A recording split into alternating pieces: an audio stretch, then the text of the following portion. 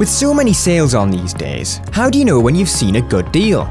We make it easier by trawling through the deals for you to find genuinely good prices on genuinely good products, all packaged up into a free monthly newsletter. Using internal pricing data and our own market knowledge, we keep an eye on price changes and let you know whether a product is at its cheapest point. From bargains on TVs to discounts on laptops, the products we share have all been put under the Which microscope, meaning we only recommend deals on items we know work well. Our expert advice cuts through the noise to share reductions and reviews which we think will interest you. So make sure you sign up for our brand new Deals newsletter to help you grab the genuine bargains. Just head to which.co.uk/WP_deals. That's which.co.uk/WP_deals.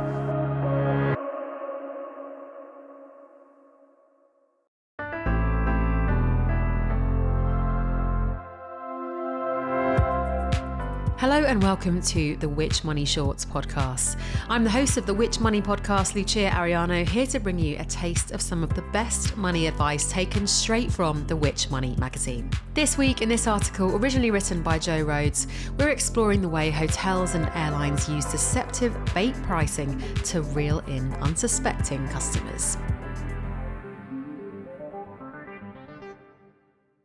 Hotel rooms in London from £55. A bargain, you think. But for every date you want to stay, rates are double, even triple the sale price you were promised. Dejected, you cave in and book a room at a higher price. Still, you can't help feeling you've been duped. And you have. This summer, Premier Inn got into hot water over its promotion for rooms in Edinburgh from only £35 per night. The Advertising Standards Authority, or ASA, ruled that the offer was likely to mislead because of the small percentage of rooms available at the discounted rate. This is called bait pricing, where a product, in this case a hotel room, is advertised at an unrealistically low price to lure customers in.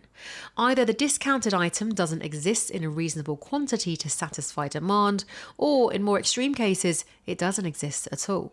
This cynical price practice frustrates and disappoints customers, but it can actually boost sales for retailers. It's known as the commitment and consistency principle.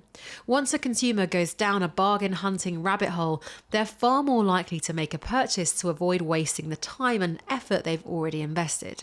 Following the ASA ruling, Premier Inn recently ran a similar £45 promotion, this time with a much higher proportion of availability and more transparent T's and C's. But our research shows that other travel companies are sailing too close to the wind with their price claims, exaggerating the volume of bargains available or the benefits on offer. Those £55 London rooms were a real example taken from a Travelodge promotion this summer. We also found that the Accor Group, which owns Ibis, Novotel and Mercure, among others, was advertising cheap rates that didn't even exist at all.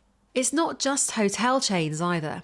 EasyJet promoted £18 flights from London Luton to Amsterdam, but when we checked there were 0 seats at this price. Even when fares or room rates were advertised, these were often at low volumes or for undesirable travel days or times that the retailer would struggle to shift anyway. Adverts for budget hotel chain Travelodge are plastered all over Google.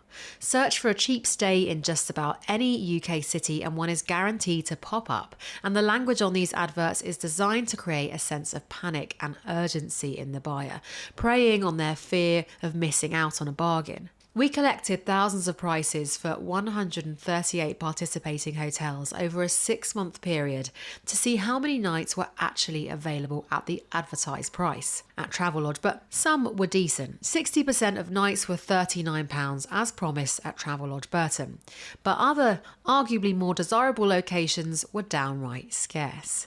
For example, stays in King's Cross in London were advertised from £55, but only 3 nights in 6 months were priced this low at a property in central King's Cross. That's a measly 1.7%. Don't hold your breath waiting for a cheap room either. While the ad ran in late July, we had to check every night up until January 2025 to find a room at the advertised price. All 3 options were on a Sunday, a night which hotels typically find difficult to fill rooms. Slightly more £55 nights were available at the Travelodge London King's Cross Royal Scot just down the road, but still only 8%. Instead, the majority of nights cost upwards of £100, soaring to as much as £220, a shocking price hike if you clicked on the website expecting a bargain. Despite this, we found no statements warning of limited availability on the face of the advert. When we approached Travelodge with our findings, it told us that the travel period covered 11 months, with thousands of rooms available after January. It added, while room availability at individual hotels is affected by customer booking patterns and local circumstances, our price messaging fully complies with ASA requirements. Our pricing and advertisements are regularly updated to ensure transparency and accuracy. Make no mistake, saying that prices start from X amount does not give retailers the freedom to charge whatever they like. Up until 2016, the ASA applied a rule of thumb that at least 10% of products or services should be available at the from price. The current guidance no longer sets out a minimum threshold, only stating that it must be a significant proportion. But what does significant mean? The term is unhelpfully vague. Of course, there's no grey area when zero products are available at the bait price. This is something we found with Accor's French Getaway promotion.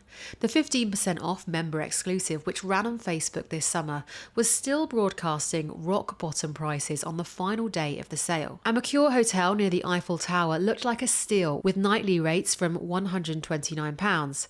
However, when we checked, we couldn't find a single night available at this price over the whole 64-day travel period, let alone two together. In fact, 15 of the 19 French hotels we looked at had no nights available at the promotional price when we checked. Sure, it was the last day of the sale, and those cheap rooms may have already sold out, but that's not a good enough defence under the rules of the CAP code. Retailers must monitor stock and withdraw or amend advertising once a product sells out at that price. Accor failed to do this, an oversight that is likely to have riled consumers. After all, if the promotion pops up on your social media feed in real time, it's reasonable to assume that you could still snag a room at the price promised. A Hilton 20% off sale was better. We checked 18 of the participating hotels and found good availability for most. A huge 71% of nights were on sale at the advertised price at the Doubletree in London, Chelsea. However, had you been hoping for a stay on the French Riviera, you would have been disappointed. Hilton's historic Grand Hotel des Sablés Plage, overlooking the Mediterranean Sea, was being promoted from £133, but we found no nights at this price for the remaining 18 days that the offer was valid.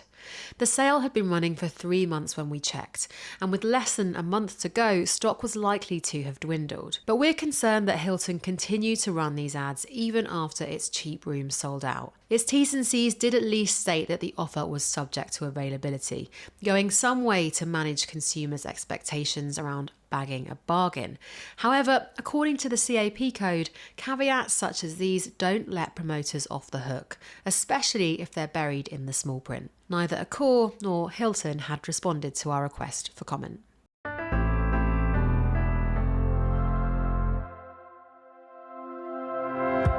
Thank you to Joe Rhodes for that original article from the December edition of The Witch Travel magazine.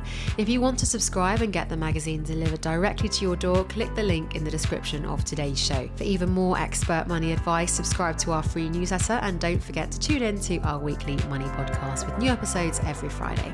This episode was produced and edited by Romana Yassin. And for now, I'll see you next time. Goodbye.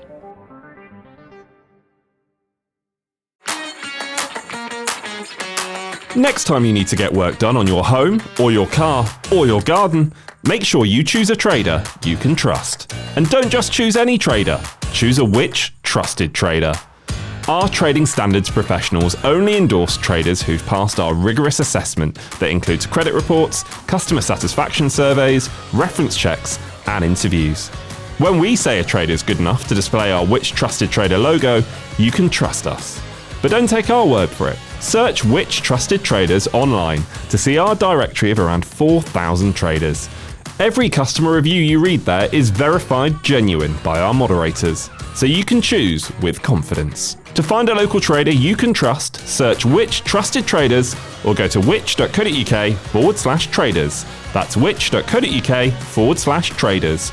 Everybody needs a trader they can trust.